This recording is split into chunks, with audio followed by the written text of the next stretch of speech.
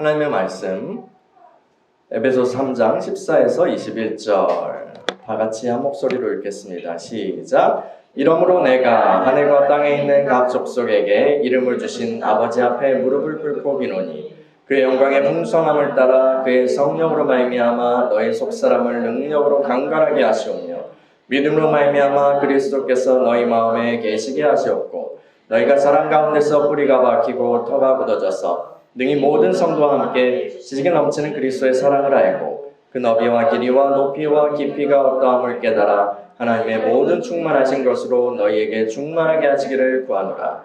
우리 가운데서 역사하시는 능력대로 우리가 구하거나 생각하는 모든 것에 더 넘치도록 능히 하시리에게 교회 안에서와 그리스도 예수 안에서 영광이 대대로 영원무궁하기를 원하노라. 아멘.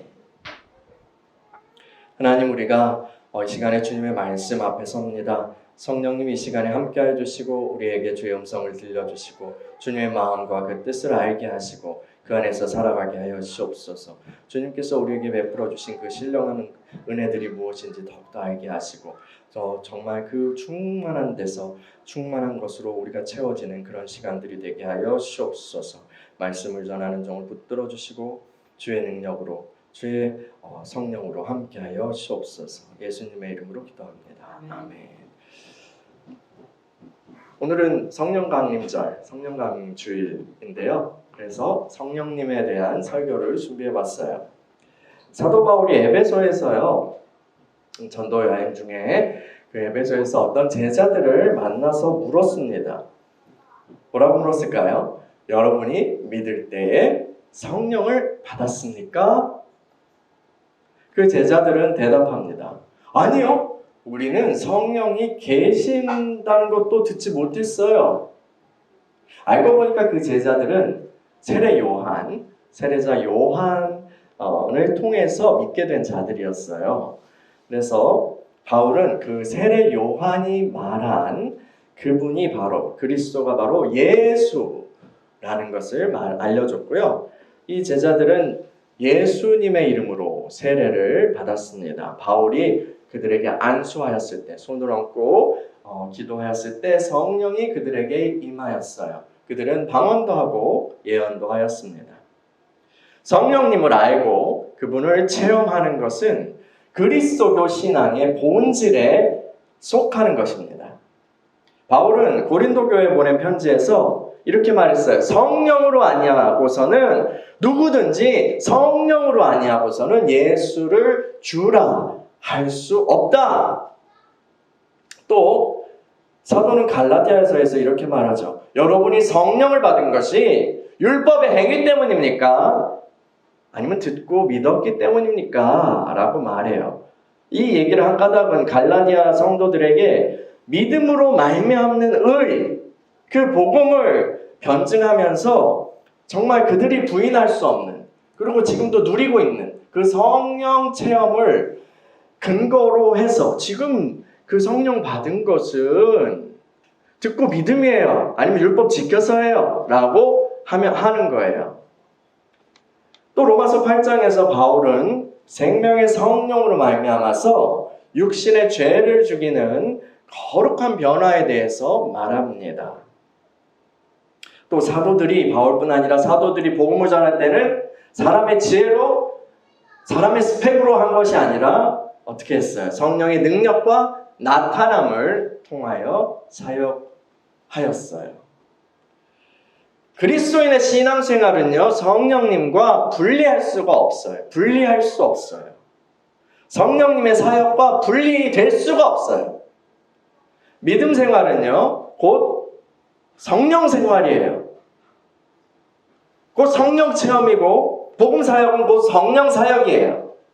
그런데 많은 이들이 성령 사역, 성령 체험 이런 이야기를 하면요, 되게 막 선정적이네, 아니면 유치하다, 교양 없다, 아니면 신학적으로 치우친 것 같다, 이렇게 여깁니다. 근데 과연 누가 치우친 것일까요? 누가 치우쳤어요? 사도들이 치우쳤어요? 그렇게 얘기하는 그 사람이 치우친 것일까요? 많은 사람들이 사도신경에 우리 고백했잖아요. 사도신경에 성령에 대한 성령론이 딱 한 줄 나와요. 그렇죠? 딱 한 줄 뭐라 그러죠? 성령을 믿사오며. 성령을 믿사오며. 기독론에 대한 건 굉장히 많이 나오죠. 근데 성령님에 대한 건 딱 한 줄 나와요. 그리고 그 성령을 믿사오며 라고 고백하는 걸로 만족하고 있어요. 그래도 그 에베소에서 바울이 만났던 세례 요한의 제자들보다는 낫죠. 왜냐하면 우리는 적어도 성령이 계시면 들어봤고 성령을 믿사오며라고 고백하잖아요. 그렇죠? 그런데 거기서 더 나아가지 못해요. 혹은 거기서 더 나아가지 않으려고 합니다. 성령님은 저기 저 오순절 교회, 순봉교회 사람들이나 강조하는 거지. 기도원 다니는 사람들이나 강조하는 거지. 나 같은 교양 있는 신자는 상관없는 거다. 나는 그리고 현대인이거든. 오히려 이렇게 이상한 우월감마저도 가집니다. 그런데요, 성령 체험 없이는 살아계신 하나님과의 신앙 체험도 없어요. 그게 가능하지 않죠. 같은 거니까요. 그래서 그냥 관념으로 믿고요. 지적 동의로 믿어요. 그러니까 사람들은요, 남들의 간증에 매달려요. 유명인들의 간증을 통해서라도 간접적으로나마 하나님이 살아계신다, 내가 믿고 있는 내가 들은 그 하나님이 살아계신다는 사실을 어떻게든 좀 내가 믿어보고 싶은 거예요. 물론 간증은 좋은 거예요. 간증은 좋은 거죠. 은혜를 나누면서 공동체가 함께 기쁨을 누릴 수 있어요. 근데요, 제가 얘기하는 건 이거예요. 제가 도전하고 싶은 건 이거예요. 나도 한번 그 간증의 주인공이 되어봐야 하지 않겠는가. 하나님은 특별한 몇몇 사람들에게만 역사하시는 분일까요? 특별한 몇몇 사람들에게만요? 그렇지 않아요. 주님은 그분의 모든 자녀들이, 모든 성도들이 하나님의 충만한 것으로 생생하게 누리면서 살기를 원하십니다. 사도는 에베소의 성도들이 그러한 은혜를 받기를, 그러한 은혜로 들어가기를 갈망하면서 기도하고 있어요. 우리 오늘 읽었던 그 사도의 기도 다시 한번 읽어볼게요. 에베소 3장 14에서 21절입니다. 시작. 이러므로 내가 하늘과 땅에 있는 각 족속에게 이름을 주신 아버지 앞에 무릎을 꿇고 비노니 그의 영광의 풍성함을 따라 그의 성령으로 말미암아 너의 속사람을 능력으로 강건하게 하시오며 믿음으로 말미암아 그리스도께서 너희 마음에 계시게 하시옵고 너희가 사랑 가운데서 뿌리가 박히고 터가 굳어져서 능히 모든 성도와 함께 지식에 넘치는 그리스도의 사랑을 알고 그 너비와 길이와 높이와 깊이가 어떠함을 깨달아 하나님의 모든 충만하신 것으로 너희에게 충만하게 하시기를 구하노라. 우리 가운데서 역사하시는 능력대로 우리가 구하거나 생각하는 모든 것에 더 넘치도록 능히 하시리에게 교회 안에서와 그리스도 예수 안에서 영광이 대대로 영원무궁하기를 원하노라. 아멘. 아멘. 여러분, 에베소서는 처음부터 끝까지 성령님에 대한 내용이에요. 다른 서신서들도 그렇지만 이 에베소서는 처음부터 끝까지 다 성령님에 대한 내용이에요. 하나님 아버지께서는요, 하늘의 신령한 복을 그리스도 안에 있는 우리에게 베푸셔요. 에베소서가 이제 그렇게 시작하거든요. 하늘에 있는 신령한 복을 베푸신다. 그 구원의 은혜죠. 구원의 은혜고 그 이상의 은혜인데 이제 그 모든 신령한 복은요, 누구를 통해서 어떻게 전달되냐면 물론 믿음이지만 성령님을 통해서 우리의 것이 돼요. 성령님을 통해서 우리의 것이 돼요. 신령한 복이 성령님을 통해서 전달될 뿐 아니라 성령님 자체가 복이에요. 성령님 자체가. 사도는요, 성도들이 알기를 원해요. 여러분들이 받은 것이, 우리가 받은 것이 정말 얼마나 크고 놀라운 것인지 여러분이 알기를 원해요. 여러분의 마음눈을 열어주시고 지와 계시의 영을 부어주셔서 여러분 그것이 무엇인지, 여러분이 받은 것이 무엇인지 알기를 원합니다 하면서 이제 또 처음으로 기도하죠. 저와 여러분이 받은 성령님은요, 어떤 분이에요?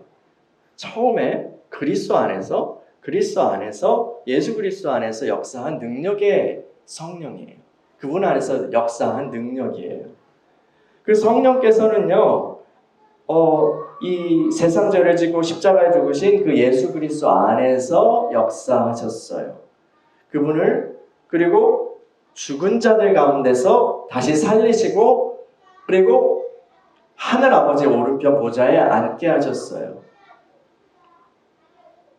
그렇게 하신 분이 아버지의 계획이지만 그것을 그렇게 되게 하신 분이 성령님의 능력으로 말미암은 거라고요.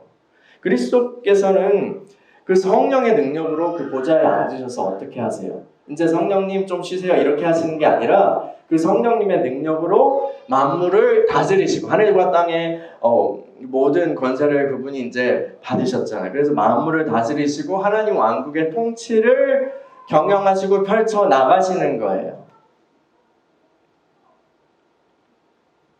그래서 성령의 능력은요, 죽음을 이기는 생명의 능력이고 통치의 능력이에요. 생명의 통치의 능력이에요.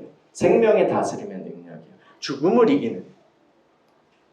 그래서 예수 그리스도를 믿고 그분과 연합한 우리는, 그분의 몸 안으로 연합한 우리들은요, 머리이신 주님으로부터 그 하나님께서, 아버지께서 그리스도께서 성령을 한량없이 받으셨잖아요. 그 한량없이 받은 그 성령을 머리이신 주님과 연합한 우리에게 부어주시는 거예요. 공급되는 거예요. 그냥 우리 개개인에게 주신 게 아니라 그리스도께 부어주신 그 성령을 우리가 받는 거예요. 그리스도께 부어주신 성령을 몸의 지체로서 우리가 받는 거예요. 계속해서 머리로부터 공급을 받고 생명의 다스림의 능력을, 죽음을 이기는 생명의 다스림의 능력을 계속해서 받는 거예요. 그 성령이 받는 거예요. 그래서 성령님께서 우리에게 역사하실 때 가장 먼저 우리 안에서 뭘 하실까요? 죄로 죽은 우리의 영을, 그 속사람을 다시 살리십니다. 속사람을 다시 살리세요. 그게 바로 중생 혹은 거듭남이에요. 여러분, 우리가요 인종을 분류할 때 피부색으로 나누곤 하죠. 크게 그렇게 하잖아요. 백인종, 황인종, 흑인종 이런 식으로 얘기하기도 하죠. 근데 좀 더 세밀한 분류로 나눌 수도 있죠. 어디 지역에서 유래된 이런 식으로 분류하잖아요. 앵글로색슨 쪽, 이런 식으로, 몽골족, 이런 식으로 하는데, 하늘의 관점에서 볼 때 인류는요, 크게 두 종류예요. 그게 두 종류예요. 하나는 타락한 아담에게 속한 아담인이에요. 아담인. 두 번째는 그리스도 안에서 새롭게 창조된 그리스도인입니다. 아담인과 그리스도인이 둘밖에 없어요. 이 둘은요, 사실 생물학적으로는 큰 차이가 없죠. 다 인류예요. 생물학적으로요. 그런데 영으로는요, 완전히 다른 종이에요. 영으로는 완전히 다른 종이에요. 종이 달라요. 그리스도인은 존재의 깊은 곳으로 이렇게 내려가서 보면 뭐가 있어요? 예수 생명이 있어요. 예수 생명이에요. 아들이 있는 자마다 생명이 있고 아들이 없는 자는 생명이 없다. 존재 깊은 곳으로 우리가 막 하면 거기에 그리스도인이면 예수 생명이 있어요. 그래서 존재 깊은 곳에 하나님을 향한 사랑이 있어요. 우리가 아들의 명분을 받았을 뿐 아니라 아들의 권리를 받았을 뿐 아니라 아들의 영을 받았어요. 하나님 자녀예요. 그래서 아버지라 부르게 되는 그런 영적 생명이 있죠. 존재 깊은 곳에 보면 하나님을 향한 사랑이 있어요. 하나님을 향한 사랑, 아버지를 사랑하는 아들의 사랑이 있어요. 존재 깊은 곳에 그래서 하늘과 연결이 돼 있어요. 하나님의 세계와 연결이 돼 있다고요. 우리가 아무리 넘어지고 실수하고 죄를 범하는 그런 연약함이 나타난다 해도 이 거듭난 사람은 존재 자체가 다른 게 바로 이것 때문인 거예요. 그런데 아담이는 예수가 없어요. 예수가 없고 생명도 없어요. 그러니까요. 존재 깊은 곳으로 막 침잠해서 들어가잖아요. 명상하고 뭘 하고 해가지고 막 들어가봤자 뭐가 있어요? 깊은 허무, 공 아무것도 없어. 그 허무는 어디랑 연결돼 있을까요? 결국 지옥과 연결돼 있어요. 지금은요, 우리가 이 땅에서요, 아담인과 그리스도인이 함께 그렇게 어울려서 직장 생활도 하고, 심지어 가정 생활도 하고, 친구도 되고, 어울려 인사도 하고, 밥을 먹고 살고 있죠? 어울려 살고 있어요. 교회 안에서도 그럴 수도 있지만, 근데 마지막 날 주님이 오셔서 감춰진 모든 실상이 드러나면, 안에 감추인 모든 것이 드러나는 그날, 영적 실상이 밖으로 드러나는 그날 보게 되면 이제 영원한 운명이 갈라지게 되는 거예요. 그래서 주께 속한 자는 생명의 부활로, 그렇지 않은 자는 이제 둘째 사망에, 부활에서 둘째 사망, 그 심판을 받는 거예요. 그러므로 우리가 성령으로 거듭나는 것이 중요합니다. 교회에 다닌다고 안심할 수 없어요. 누가 교회 왔다고 안심할 수 없어요. 교리나 성경 구절 다 외운다고 다 된 게 아니란 말이에요. 거듭나지 않으면 하나님 나라에 들어갈 수 없어요. 신자는요, 거듭난 사람이에요. 당장 우리의 육신이 모습이 거듭난다 해도 달라지진 않죠. 거듭난 후에도 코는 하나일 거고요. 눈은 두 개일 거예요. 갑자기 막 이렇게 바뀌진 않을 거예요. 그렇지만요, 존재 자체가 완전히 새로워진 거예요. 거듭나는 거예요. 그리고 신앙생활의 길은요, 거기서부터 시작돼요. 거듭난 생명 얻는 거. 교회에 입문하는 것이 이제 세례를 통해서 하잖아요. 그 교회 세례는요, 이 거듭나는 것을 상징하는 그런 의식입니다. 이렇게 물로 씻는다 이런 그런 의미도 있지만, 기본적으로 침례, 물에 가라앉았다 이렇게 또 나오는 어떤 그것은 거듭나는 거를 상징하는 의식이에요. 근데 세례 의식 자체가 이 거듭난 것과 동일하지는 않지만, 무슨 얘기냐면 세례 참여했다고 해서 그 의식을 거행했다고 해서 이 사람 거듭난 사람이냐? 100% 아니라는, 100%라고 할 수 없다는 거죠. 그렇지만 이 믿음으로 세례를 받는 자에게는 성령께서 그 의식이 효력 있도록 은혜를 베풀어 주세요. 그래서요, 신자가 믿음으로 세례를 받을 수 있도록, 믿음으로 그 의식에 참여할 수 있도록 이 교회 전통에서는 일정한 기간 동안에 세례 교육을 베풀고, 또 세례 문답을 통해 가지고 정말 이 사람이 구원받을 만한 믿음이 있는지 공동체가 함께 분별하는 과정을 거치는 거예요. 그래서 우리 처음 예수 믿고 싶어서 이렇게 들어온 사람이 불신자였다가 회심하게 되는 그런 사람이 그 교회에서 세례 받기까지 우리 교단에서는 얼마나 걸릴까요? 기간이. 그러니까 얼마가 필요할까요? 적어도. 네, 1년이 필요하죠. 통합 측은 바뀐 걸로 알고 있어요. 바로 줄 수 있었죠.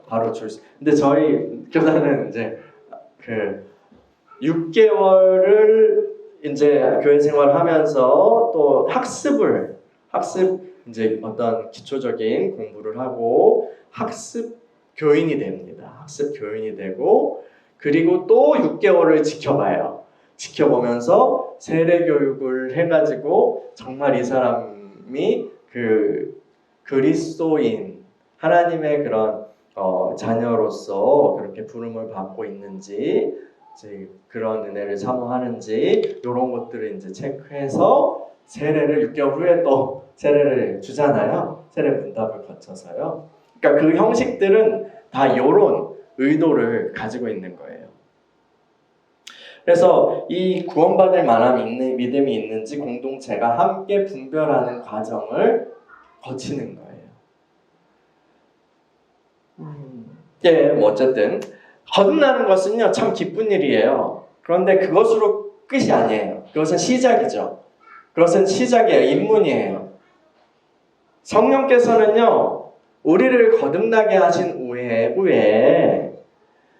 우리를 거듭나게 하신 후에 그리스도의 몸에 그 세례를 통해서 이제 연합하게 하신 후에 내 할 일 다 했다. 다 이루었다. 하고 쉬시는 분이 아니에요.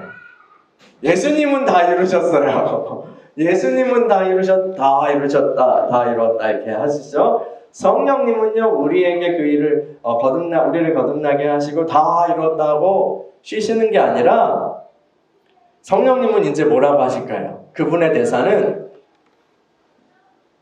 우리 안에서 역사하시는 그분의 이제 대사는 이거예요. 이제 시작이다. 이제 일해볼까? 이제 본격적으로 일해볼까?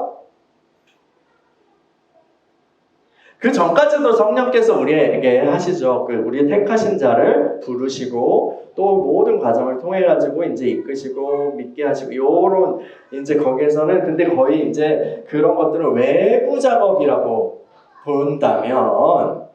외부 작업이었다면 이제는요 우리 안에 거듭나게 하시고 우리 안에 거하시는 그 성령께서는 본격적으로 밖에서뿐만 아니라 모든 걸 통해서 할 뿐 아니라 내 안에서도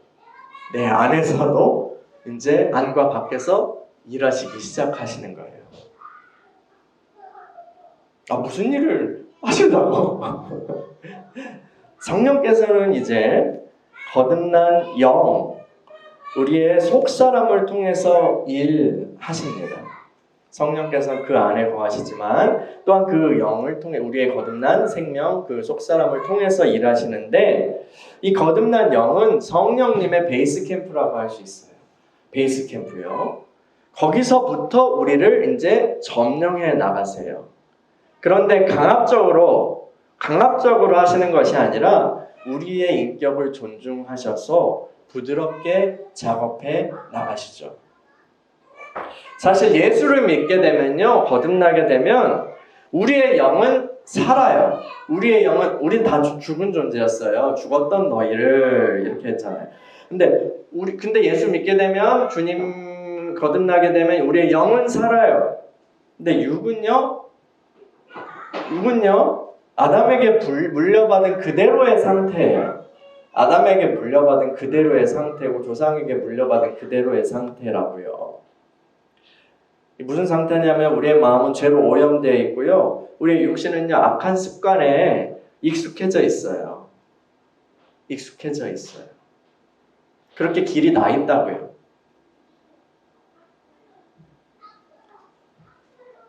과거에 우리를 노예로 부리던 그런 악한 영들은요, 우리의 소속이 바뀌었음에도 불구하고 불법적으로 점거를 계속 하고 있어요. 근데 우리 스스로는 이길 수가 없어요. 그걸요. 우리 스스로는. 그게 로마서 7장의 경험이에요. 죄의 법을 내 의지로 이길 수가 없어요. 믿음으로 거듭난 후에 육신의 힘으로 자기의 힘으로 신자가 된 후에 내 힘으로 열심히 하나님을 기쁘시게 하려고 그렇게 노력하는 사람들, 그 갈망이 잘못된 건 아니지만 내가 뭔가 그렇게 해보려고 시스템이 돼 있기 때문에 그렇게 하면 되겠지 하고 그렇게 노력하는 사람들은요 반드시 실패합니다. 반드시 실패해요. 애초부터 안 되는 거였어요.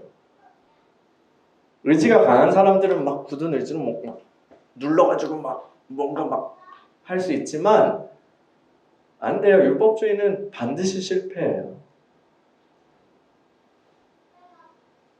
육신의 연약함으로 인해서 그 율법의 요구를 이룰 수 없어요.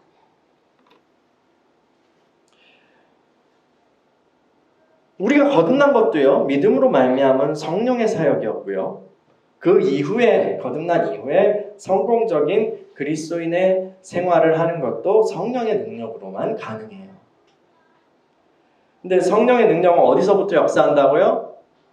어디서부터요? 우리의 영, 속사람, 영의 사람, 거듭난 영 안에 거하시고요. 그 영의 사람을 통해서 역사하세요. 그렇게 그 영의 사람을 통해서 역사하시기 때문에 이게 문제예요. 영의 사람이 강건하지 못하면 성령님의 능력이 나타나지 못해요. 속사람이 강건하면 그 안에 계신 생명의 능력, 성령님의 생명이 나타나기 시작하고 우리는 거기서 주님이 다 이루신 그 순종의 능력, 그 율법을 성취하신 그 능력이, 그 의의 능력이 나와요. 그래서 율법을 이루는 거예요. 내가 한 게 아니라 이루신 그것이 이루어지는 거예요. 그래서 속사람이 강건하면 내 안에 계신 그 성령님의 생명이 나타나고 우리는 육신의 죄를 이기고 주님을 선택할 수 있게 되는 거예요. 매 순간, 매 일상에서요. 그래서 바울은 성령의 능력으로 말미암아서 각 성도들의 뭐가 강건해지기를 기도하죠? 속사람이 강건해지기를 간구하고 있는 거예요. 속사람은요, 어떻게 강건해질 수 있을까? 성령으로 그 성령님의 은혜와 능력을 공급받을 때 강건해져요. 그래서 신자는요, 이 성령의 은혜와 능력을 계속해서 공급받는 게 중요해요. 그 공급은요, 근데 여러 가지 은혜의 방편들에 참여할 때 받을 수 있어요. 내 안에 주님이 계시니까 내 안에 성령님이 계시니까 나 혼자 다 할 수 있어요? 그렇게 생각하는 사람 있죠. 논리적으로 맞잖아요. 내 안에 주님이 계시니까 난 뭐 받을 필요도 없고 그냥 내 안에 계신 주님이 역사하시면 되는 거지. 믿음으로 하면 되지. 그렇지 않아요. 우리는요, 한 개인으로 받은 것이 아니라 개인으로 성령님께 연결된 것이 아니라 주님께 연결된 게 아니라 그리스도의 몸으로 연결되어 있고 그 몸 안에 들어있어요. 그래서 이 주님으로부터 공급받는데 지난 시간에 어떻게 했어요? 관계를 통해서 지체, 그 마디들을 통해서 도움을 받으면서 그래서 그 생명을 머리로부터 공급받는다, 능력을 공급받는다, 은혜를 받는다, 그 얘기를 지난 시간에 한 거잖아요. 그러니까 이게 논리적으로 뭔가 내 안에 주님이 계시니까 스스로 뭐 하면 되겠지. 그게 아니에요. 그거는 하나만 알고 둘을 모르는 거고 제대로 알지 못하는 거예요. 그래서 그 공급은요, 신자가 거듭났을 때 속사람이 강건해지기 위해서 성령의 능력과 은혜가 공급되는 게 필요한데, 그 생명을 공급받는 게 필요한데, 그것은 그리스도의 몸 안에서 여러 가지 은혜의 방편들에 참여할 때 받게 돼요. 우리가 거듭나면요, 영의 사람이 생명을 활동을 막 하기 시작해요. 무슨 일을 한다는 게 아니에요. 일단은 무슨 일을 하고 사역을 한다는 얘기가 아니라, 여러분, 갓 태어난 아기가요, 살아있으면 어떤 반응을 보일까요? 울기도 하지만, 아이의 이름 뭐예요? 아이가 제일 우리를 기쁘게 하는 일은 뭐예요? 잘 먹고 잘하는 거잖아요. 그죠? 갓 태어난 아기가 건강하다면요, 막 배고파해요. 배고파하고 젖을 달라고 해요. 많이 못 먹으니까 조금씩 계속 먹어야 되고 밤에도 먹어야 되니까 처음에는 이제 밤에 일어나서 아기가 울면 먹이고 그러잖아요. 그래서 이제 그 아기 엄마들은 아빠들은 이렇게 다크서클이 내려와 있고 그렇잖아요. 아무튼요, 이 거듭난 영의 사람은요, 생명의 양식을 사모하게 돼요. 배고파한다고요. 배고파해요. 예배를 드리고 싶어해요. 그 사람 거듭나면. 그리고 설교 말씀 막 듣고 싶어해요. 막 찾아서 듣고 싶어하고 성경을 읽고 싶어해요. 베드로가 그랬잖아요. 순종하고 신령한 젖을 사모하라고. 그렇게 사모하게 돼요. 이게 새 생명의 본능이에요. 거듭나면 배고파해요. 기도하고 싶어해요. 또요. 그리고 하나님 기뻐하시는 삶을 어떻게 해야 되는지는 잘 모르겠지만 막 하나님을 기쁘시게 하고 싶은 마음, 그런 삶을 막 갈망하게 돼요. 이게 생명의 어떤 표현이에요. 반응이고요. 우리가 영적 생명 눈으로 볼 수 있어요? 뭐 영안이 열리면 볼 수 있을지 모르겠지만 저는 안 보여요. 저는 안 보이는데. 근데요, 이런 반응들, 제가 말씀드린 그러한 생명의 반응들을 통해서 내 안에 거듭난 생명이 있구나라는 것을 알아볼 수 있어요. 이런 상황에서요, 그래서 이 신자는, 거듭난 신자는 적절한 돌봄을 통해서 성령의 은혜를 계속 공급받아야 돼요. 그래서 어머니와 같은 교회의 돌봄이 필요한 거예요.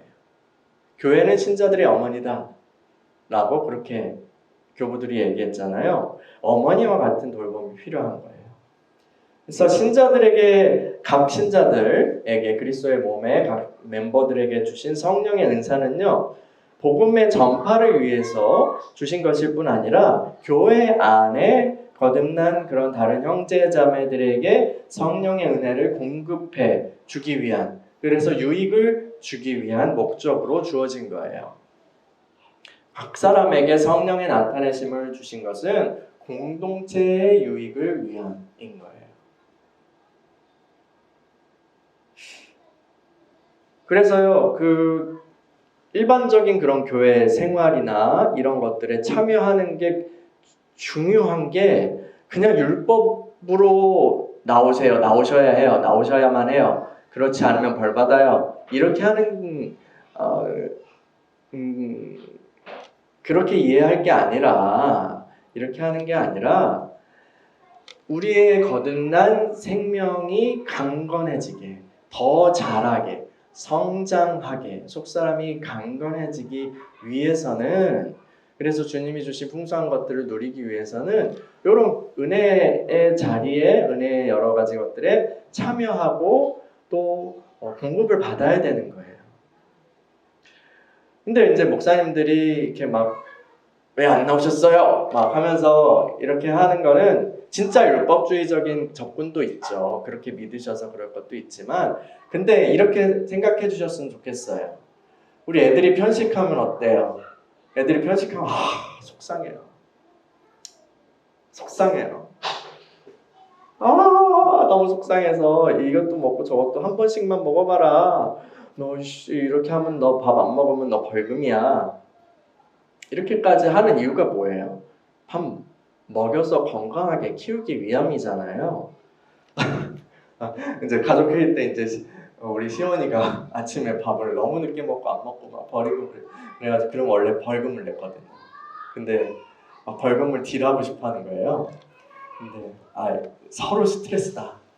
그래서 아무것도 안 하기로 했어요. 이제 먹든 말든 네가 해라. 그리고 시간 되면 그냥 치우고 하겠다, 이렇게 결정을 내렸습니다. 아무튼요. 근데 그렇게까지 이제 교회 꼭 나오세요, 참여하세요, 기도하세요, 성경을 읽으세요 하는 그런 겉면들을 이런 마음에서 그 목사님들이 하셨다라고 여러분들이 좋은 마음으로 받아들이면 좋겠어요.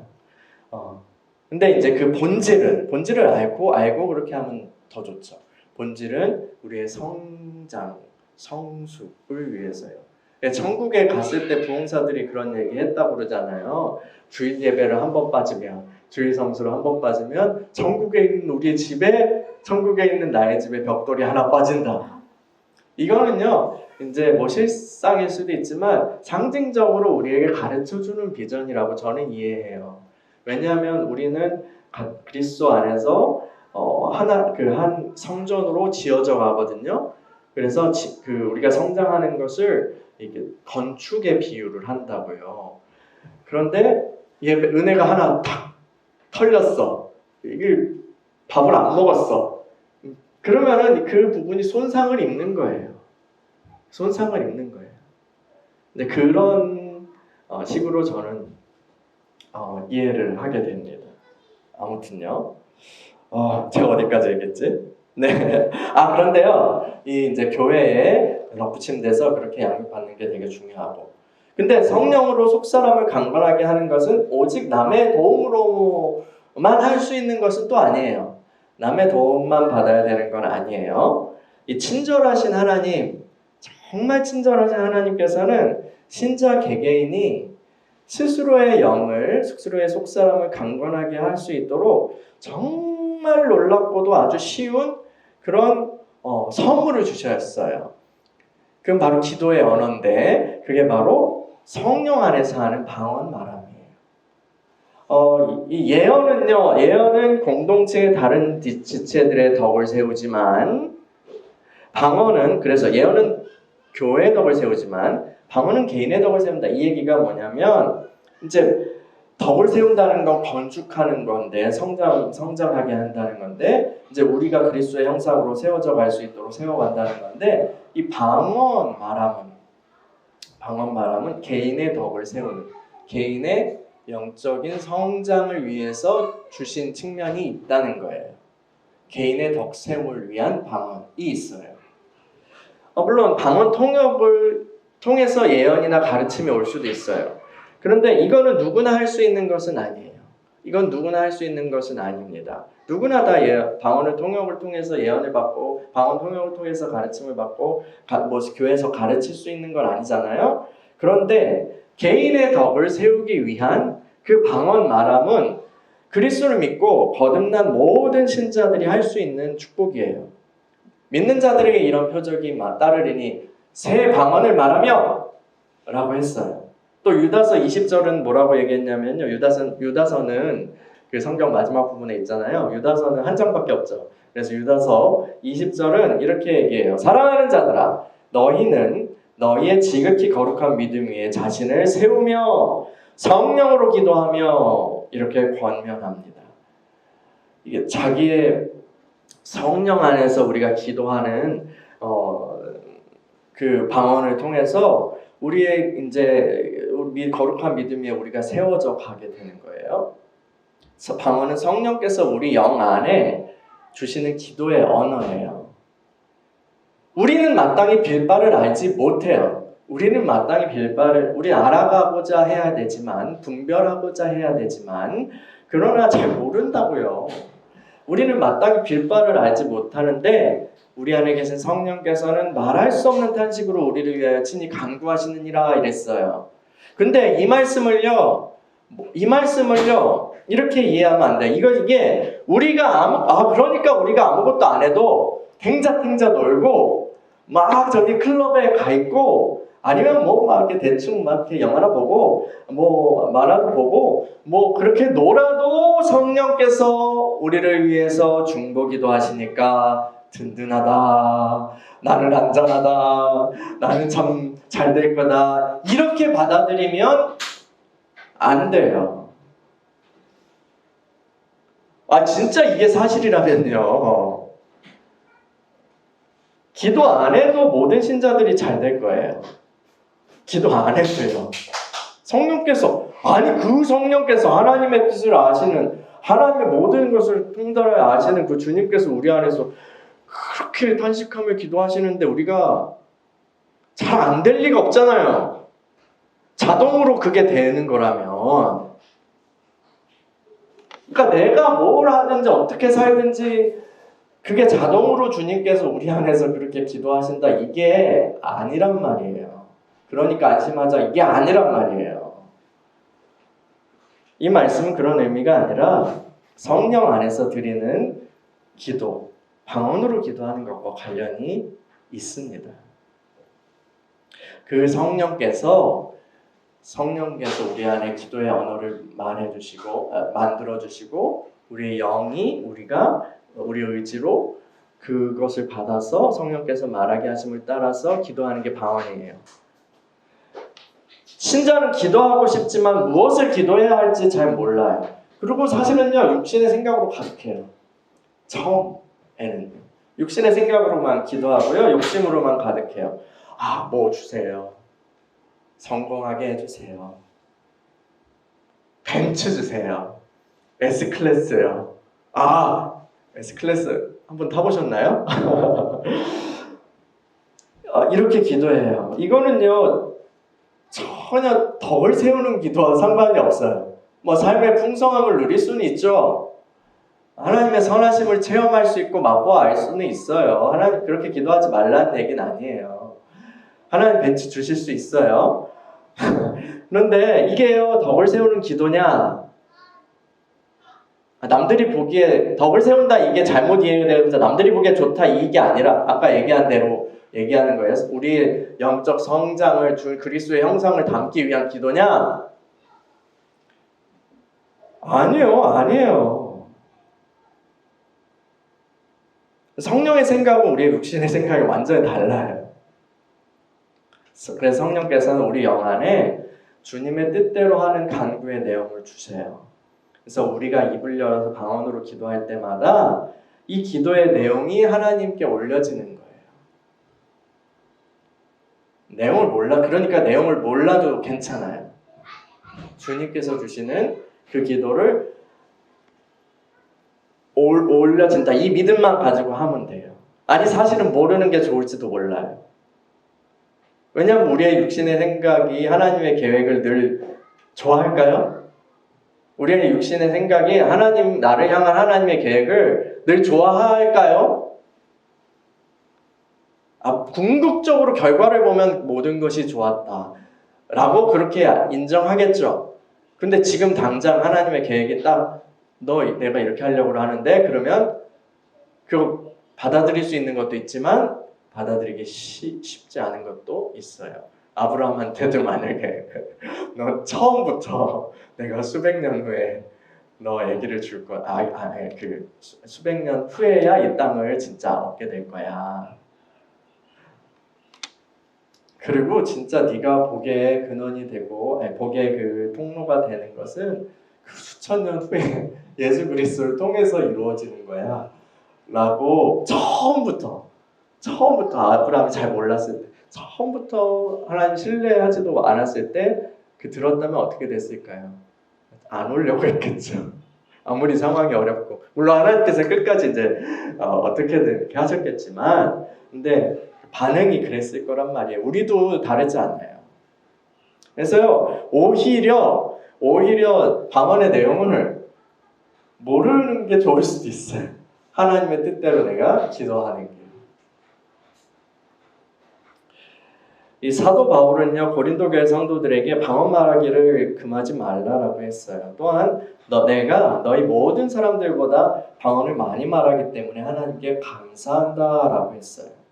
우리가 내용을 몰라도요 이렇게 방언으로 기도하다 보면요 하나님의 뜻대로 하는 기도를 통해서 우리 안에 우리 삶에 주님의 뜻이 이루어지기 시작해요.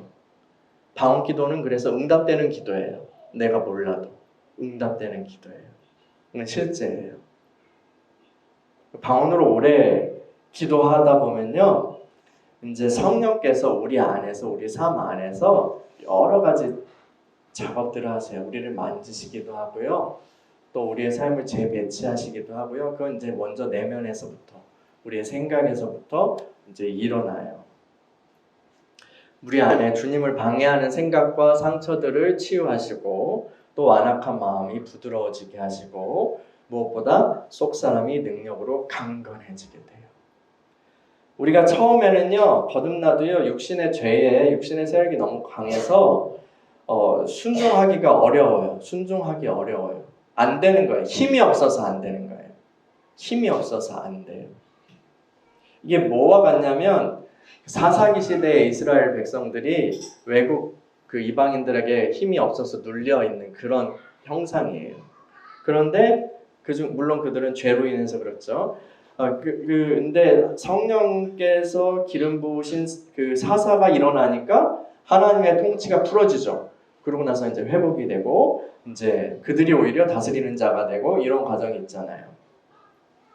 이런 것처럼 속사람이 이제 성령 강건해지면 육신을 제압하게 되고 조금씩 제압하게 되고 다스리게 돼요. 그럼 내 안에서 그리스도께서 다 이루신 그 의의 능력이 나타나고요. 나를 정말 부르신 그 정체성에 합당한 삶, 하나님을 기쁘시게 하는 삶으로 그게 가능한 존재로 그 실상으로 나를 변화시켜 주세요. 그래서 이전에는 내가 그 죄에 졌어. 이 순간에 내가 넘어졌어. 그리고 이길 수 없었어. 그런데 그게 어느새 되는 거예요. 여기서 이게 내가 믿음으로 되네? 온유함으로 되네? 사랑으로 되네? 내가 이게 헌신이 되네? 이게 돼가는 거예요. 이게 육신의 변화가 아니라 영의 강건함을 통해서 육신을 제압한 거예요. 이 기도나 성경 읽기나 예배에 참여하는 거나 아니면 순종의 어떤 훈련, 일반적인 그런 경건 생활을 통해서 우리는요, 그 날마다 일용할 양식, 성령의 은혜를 때에 따라 우리에게 공급하시는 은혜를 공급받게 돼요. 그러면서 날마다 성장해 가죠. 이 변화는요, 점진적인 거예요. 점진적이에요. 그리고 방언 기도는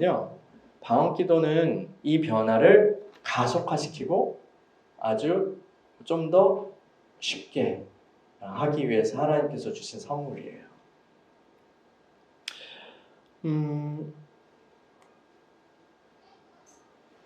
어떤 사람은요, 거듭난 후에 성령이 내주하시면 그것으로 다 된 것처럼 그렇게 생각하고 혹은 말해요. 성령이 내주하시니까 다 됐다. 아니죠. 아니에요. 아까 얘기했죠. 이제 본격적으로 일해볼까? 성령님의 대사라고 그랬잖아요.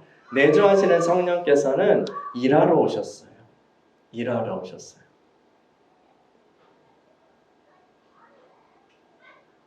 그 선하신 일, 주님께서 시작하신 선하신 일을 끝까지 이루시기를 축복하고 간구한다고 바울이 그렇게 하잖아요.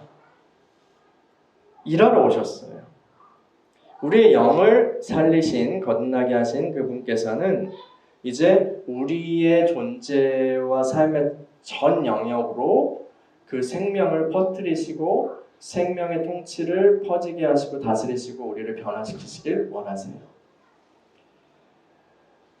이 얘기만 하고 마무리할게요. 우리의 몸은요, 성령의 전이에요. 성전이죠. 본래 인간은요, 하나님의 형상으로 만들어져서 창조되었어요. 하나님의 형상으로서 이 땅에 하나님을 보여주는 존재예요.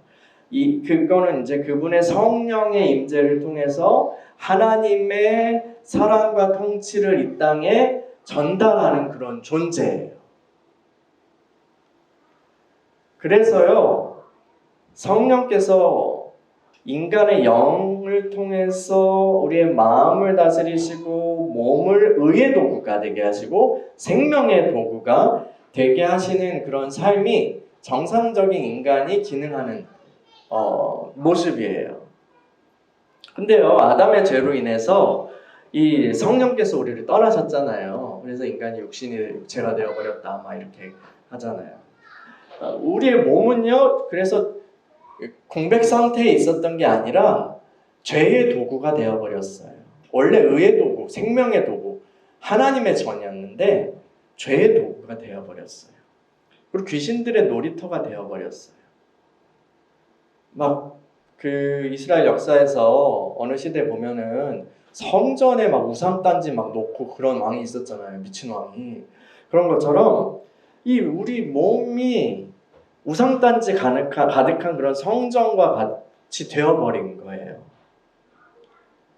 근데 우리 안에 성령께서 오신 것은 물론 이건 그리스도의 피로 우리가 용서가 베풀어지기 때문에 성령이 우리 안에 오실 수 있는 건데, 근데 이제 성령께서 오신 것은 이러한 우리를 다시 성전, 본래의 모습처럼 성전으로 회복시켜 주시기 위함이에요. 그래서 이 성전 수리를 하시는 거예요. 성전 수리와 청소를 주님이 하시는 거예요. 그러니까 육체적인 치유, 마음의 치유, 이런 것들이 귀신을 쫓아내고 이런 게 여러분 성전 수리의 관점에서 제가 한번 이야기한 적이 있는데 생각나시나요? 성전을 우리 몸을 성전을 수리하는 거예요. 아니 원수가 와가지고 성전을 벽을 다 부숴놨어. 성전 벽을 막 다 부숴놨어. 이게 뭐예요? 질병이에요. 성전 짓기 막 발로 차고 막 몸을 뿌려놨어. 이게 질병이고 그런 거예요. 그러면 주님이 고쳐주시는 거예요. 우리 몸이 의의 도구가 될 수 있도록, 성령의 전이 될 수 있도록, 주님을 영광을 표현하는, 주님의 말씀의 뜻을 표현하는 그런 게 될 수 있도록. 우리 마음 내적인 것들도 막 귀신 쫓아는 여기 이상한 놈들이 지금 들짐승들이 들어와 있네. 어서 나가 하면서 다 이제 쫓아내고 하시는 게 이제 축사죠. 귀신 쫓는 거예요. 그리고 청소하시고 오물도 치우시고 하시는 그런 게 이제 성령께서 하시는 거예요. 왜요? 왜? 다시 성전되게 하시기 위해서요. 다시 성전되게 하시기 위해서. 하나님의 충만하신 것으로 우리를 채우시고, 그리고 채우시고 거기에 머물러 있는 게 아니라 흘려보내는 통로가 되게 하시기 위해서요. 이건 우주적으로 이제 새하늘과 새 땅에서 새 예루살렘 성을 통해서 이루어질 비전이기도 하지만 단체적으로요. 그렇지만 개개인에게도 하나님께서는 이렇게 하시기를 원하세요. 개개인에게도요. 성전을 통해서 생명수의 강물이 이렇게 쫙 흐르기를 원하신다고요. 우리의 영은 살았지만 우리의 생각과 감정과 의지와 그 육체의 각 부분에는요, 죄의 잔당들이 불법 점거하고 있다고 그랬잖아요. 그래서 성화된다는 것은요, 성화는요, 영적 전쟁이에요. 수반될 수밖에 없어요. 내 안에 죄를 죽이고 내 안에 악한 영들을 몰아내고 성령께서 거하시고 흐르는 거룩한 장소로 변화되는 거예요. 이게 성화예요. 성령께서 우리 영 안에 거하시니까 걸로 되었다? 아니요. 천만의 말씀입니다. 아니, 네, 그건 좋은 거죠. 그런데 돼지우리 같은데 우리 존재가 돼지우리 같은데 거기서 성령께서 방 하나 깨끗하게 치워놨으니까 거기서 거하세요. 주님을 제대로 영접하는 게 아니죠. 주님의 뜻이 아니에요. 그리고요, 주님 일하러 오셨어요. 성령께서 일하러 오셨는데 그냥 거기 계세요. 거기 계세요. 이제 난 성복하니까 됐습니다. 이제 거기 그냥 계세요. 이렇게 하는 거는 주님에 대한 모욕이에요. 여러분 회사에서요, 사람 내보낼 때 어떻게 하죠? 치사한 방법 중에 뭐 책상을 빼는 것도 있지만 일 안 주는 거. 옛날 우리 아버지들이 거기서 회사에서 이제 나가야 되는데 정규직이라 자를 수가 없잖아요. 그러니까 어떻게 해요? 괴롭혀요. 어떻게 괴롭히죠? 일을 안 줘요. 그러면 그분은 어떻게 해요? 회사에 나가서 그냥 앉아 있는 거예요. 계속 앉아서 버티는 거예요. 여보 나 회사 갔다 올게. 하지만 마음은 찢어지죠. 죽을 것 같죠. 그렇지만 우리 처자식 생각하면은 그러면은 내가 이번 달 월급 받아야 되니까 거기서 버티는 거예요. 이래도 안 나가 하면서 회사가 괴롭히고 하는데도 버티는 거예요. 얼마나 이 큰 모욕이에요. 근데요, 주님 들어오셨으니까 거기 계세요. 아니 나 일하러 왔는데 아니에요. 거기 계세요. 이제는 일하지 마세요. 이게 주님에 대한 모욕이라는 거죠. 성령님에 대한 모욕인 거예요. 주님께서는 우리 예수님께서 뭐라고 그러셨어요? 나를 믿는 자마다 그 배에서 생수의 강물이 흘러나오리라 하셨어요. 요한은 이거에 해석을 해요. 주석을 달아요. 이거는 성령님에 대한 이야기다. 이렇게. 여러분은 어떠세요? 우리는 어떻죠? 똑똑똑 떨어지는 그런 물방울로 만족하고 있지는 않나요? 그 배에서 생수의 강물이 흘러나오리라! 흘러넘쳐 나오리라! 하셨는데 똑똑똑 떨어지는 물방울로 만족하고 있지는 않나요? 아니면 졸졸졸 흐르는 물줄기로 만족하고 있지는 않나요? 난 목을 축이니까 그래도. 아니 근데요, 그래서 누굴 살려요? 나는 연명할 수 있어도 배에서 생수의 강이 나오리라. 생명수의 강이 나오면 흐르면은 거의 닿는 자마다 치유되고 회복되고 열매 맺고 변화되고, 그게 주님의 우리를 향한 그 비전인데 졸졸졸 이걸로 됐어요.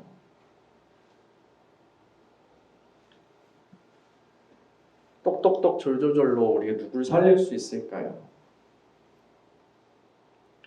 우리 누가 옆에서 와가지고 저 목마른데요 하면은 나 마실 물도 없어요 하고 이렇게 도망가게 되는 거예요.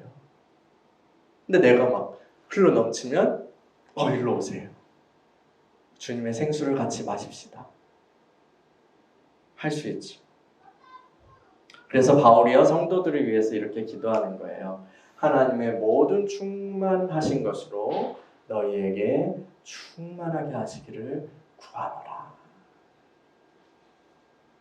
그래서 우리가 또 노래했잖아요. 우리 가운데 역사하신 그 능력대로 우리가 간구하는 것 이상으로 그 모든 주시는 풍성하게 해주시는 하나님에 대해서 우리가 노래하고 오늘 본문에서도 그렇게 얘기했잖아요. 그게 그거예요. 단순히 내가 기도하면 내가 100만 원 기도했는데 200만 원 주시는 하나님은 선하신 분이지. 그 얘기가 아니라 내가 생각하는 그 은혜 보다 하나님께서 내게 주신 것과 내게 주시기 원하는 것이 얼마나 큰지, 그리고 그것을 얼마나 큰 거를 베풀어 주셨는지 그걸 여러분들이 누리길 원해요. 하나님 그런 분이에요 라고 얘기하는 거예요.